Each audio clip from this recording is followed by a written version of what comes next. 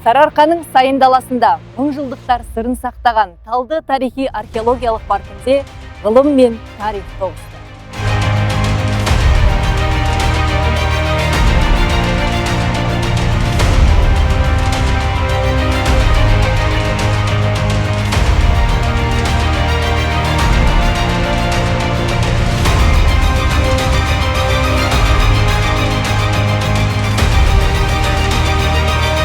Әлемнің әр түкпірінен жиналған ғалымдар мен сарапшылар Сарыарканың көшпелі өркениетінің құпияларын бірге зерделеп, мәдени мұраның сақталуына үлкен жол ашты.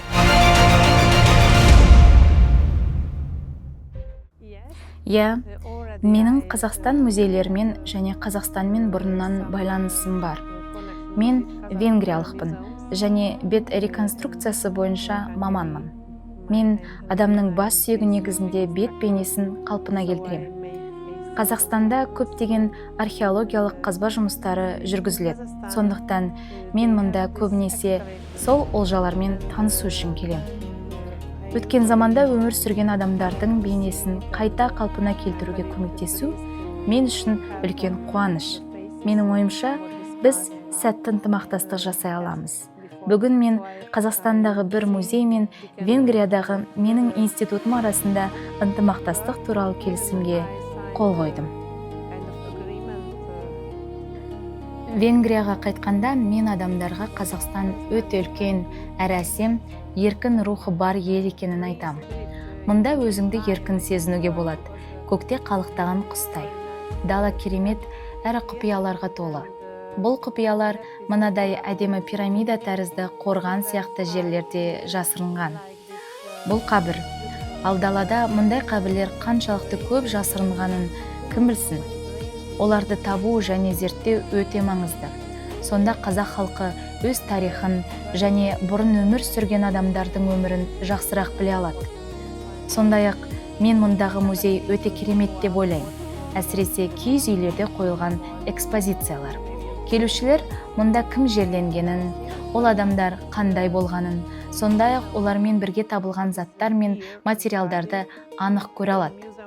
Археологтар қазба жұмыстарын жүргізіп, бұл олжаларды зерттейді, ал кейін біз оларды көпшілікке ұсынамыз. Бұл Қазақстан тұрғындары үшін ғана емес, Венгриядан келген қонақтар үшін де өте қызықты. Егер мен бет реконструкциясын жасасам, адамдар сол кісілердің тірі кезіндегі бейнесін де көре алады.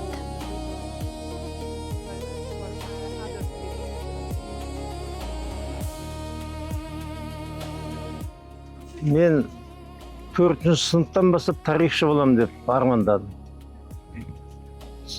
Мектеп бітіргеннен бастап археолог болам деп өзім шештім.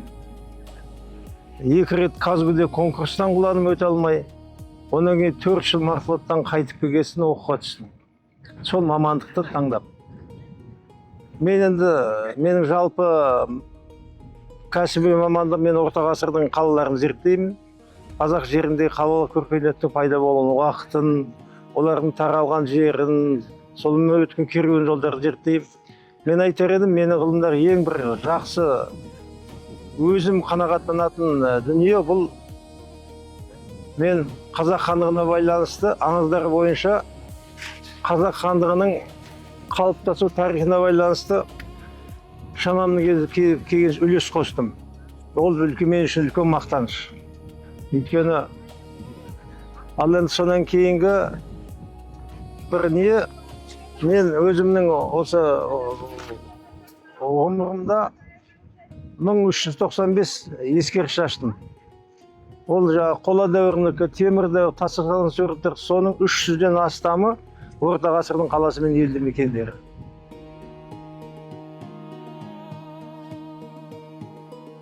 Қаратас пирамидасы 17 жылы қазылған болатын, 18 жылдары осы Қаратас пирамидасына реставрациялық жұмыстар жасалған болатын.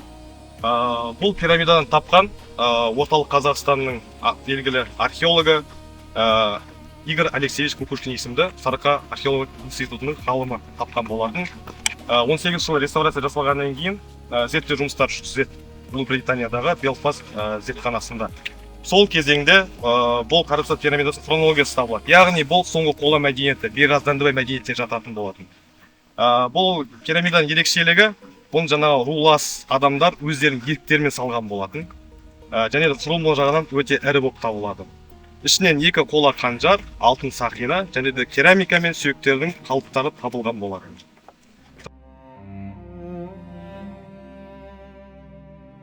Соңғы 2 жылдан бері Қазақстандағы қаңқа қалдықтарын зерттеп келеміз.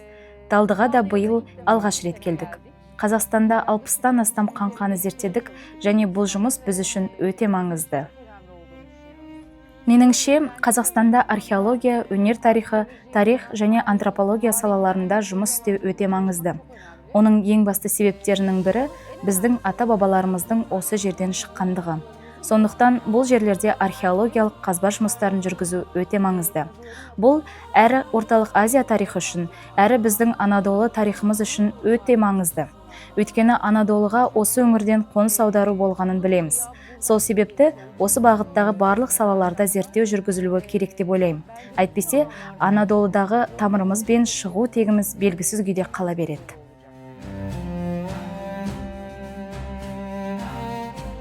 Енді археологияда әрбір жоба, әрбір ескерткішті қазу өзінше бір жаңалық, бірақ енді менің өмірімдегі бір ерекше ескерткіш ол осы мынау орта ғасырлық Алтын Орда заман ескерткіштерінің ішінде Жошы хан кесенесіндегі зерттеулер, онан кейін әсіресе болған ана ескерткіші, осы ескерткіштерде жүргізілген тың жаңалықтарды мен өмірімдегі бір ең қызықты жаңалықтар деп айта аламын. Енді бұл ескерткішті жаңағы көріп сезіну несін береді, сезімін береді, себебі ескерткішті жаңағы қанша жерден айтқанымен, қанша жерден фотоға көрсеткеніңмен, қанша жерде видеоға көрсеткеніңмен, бірақ сен ескерткіштің басында тұрып, сол әңгімені тыңдау, сол оқиғаны, сол тарихты сезіну, ол басқаша әсер береді адамға. Біріншіден. Екіншіден, бұл жерде тек ғалымдар емес, бұл жерде жаңағы көпшілік, яғни көпшіліктің назарын аударту. Яғни біреуден біреу естейді, біреуден біреу көреді. Яғни бұл бірінші. Екінші жағы бұның әлеуметтік мәселесі. Мәселен жаңағы осы жерге келген әрбір адам өзінің жаңағы осы ескерткіштің басында тұрып фотоға түседі, оны отбасылық топтарға салады, немесе желіге салады, немесе әлеуметтік желіде бөліседі деген сияқты. Міне сол арқылы, яғни бұл ескерткіштерді қорғау, сақтау мәселесін халыққа түсіндіру және көпшілікке таныту мақсатында осы шара ұйымдастырылды. Және оның 2 түрлі бағыты бар. Біз айтқандай жаңағы біріншісі ол ескерткішті өзің көзбен көріп сезіну, екіншісі әлеуметтік бір тарату құралы. Енді археология саласында үлкен бір жетістікке жеткен елдер ретінде мен өз басым мысалы мынау қазіргі шығыс елдерін айта алатын едім.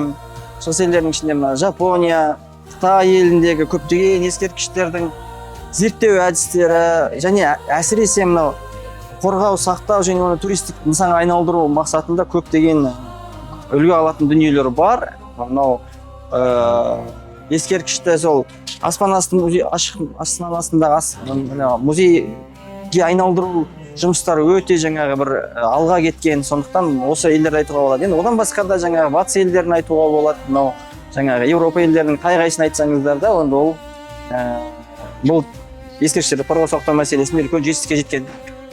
Енді Еуразия тарихында соңғы жылдары емес, соңғы жалпы уақыттарда енді көбінесе бұл археологияда мына тас дәуіріндегі ескерткіштерді зерттеуде үлкен жаңалықтар бар. Әсіресе мысалы адамзаттың ең алғашқы адамдардың қайда мекендеді, не істеді деген сұрақтарына.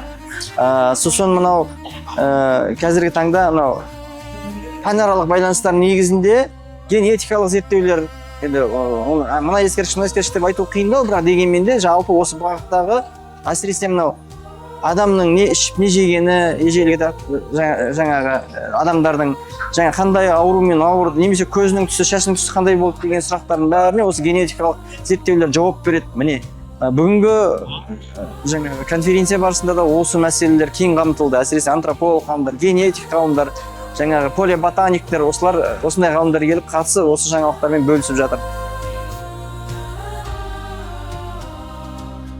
Қайырлы күн, құрметті ғалымдар, қадірлі қонақтар.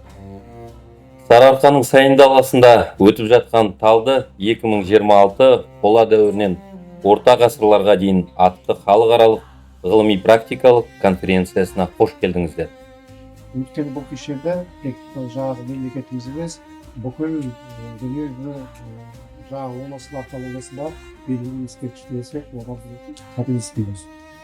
Бүгінгі басқосу археология, антропология, тарих және мәдени мұра салаларындағы отандық және шетелдік ғалымдарды ортақ ғылыми алаңда тоғыстырып, тәжірибе алмасуға және жаңа зерттеу бағыттарын дамытуға мүмкіндік береді.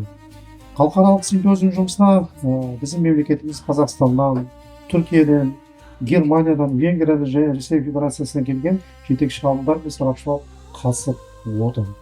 Бұл шара мәдени мұраны сақтау және зерттеу саласында халықаралық ынтымақтастықты нығайтудың тең серпін береді деп анық сенімдеміз.